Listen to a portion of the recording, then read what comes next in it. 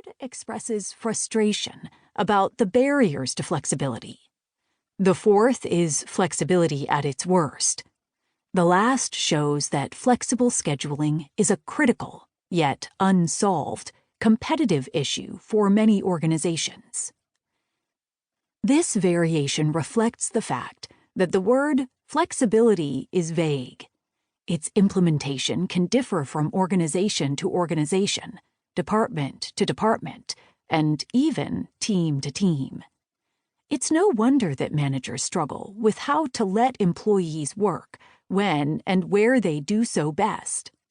Even companies that were early leaders in piloting extensive flexible working, such as IBM and Bank of America, began pulling back on those arrangements several years ago because they felt their businesses weren't benefiting.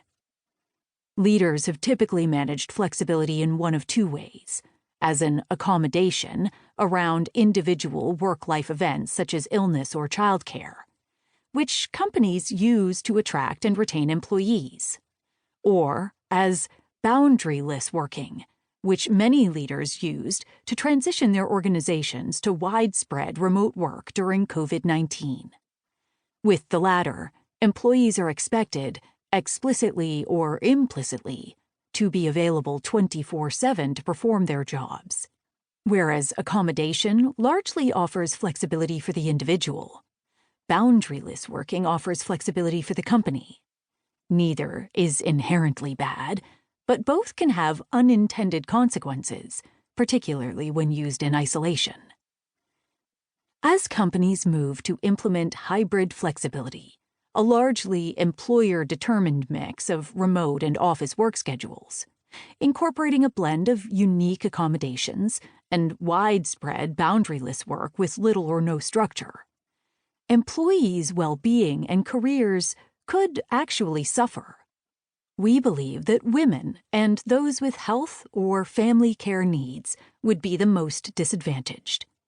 That's because the majority of these arrangements won't effectively empower employees to align job and non-work demands by controlling when and where they work. Our fear is that companies may end up offering inflexible flexibility, whereby employees have little choice about their schedules and which days they work remotely. At the other extreme, flexibility may be implemented without structures or norms, resulting in a program that is disorganized, scattershot, and reactive to work requirements.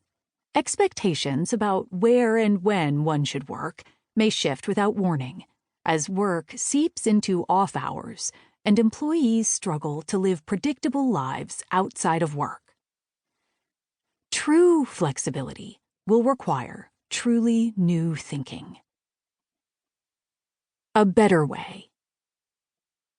True flexibility aligns employers and employees to achieve mutual gain in meeting both performance and work-life needs. It is a means for companies to compete in the market over the long term, and it gives employees a say and some choice in how flexibility is implemented on their teams and in their organizations.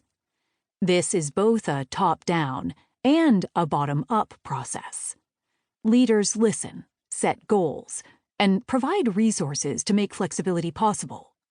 Employees choose flexible working that suits their needs while communicating with their managers and colleagues to ensure that team, client, and customer requirements are met.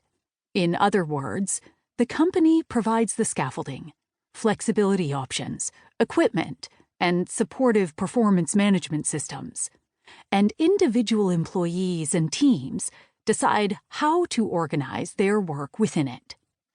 With this approach, employers benefit by retaining a globally diverse, sustainable workforce.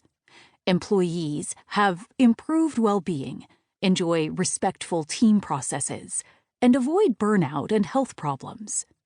But the approach requires moving away from old narratives and enhancing employee support and trust. To do that, leaders must first assess their current culture. How do they define flexibility?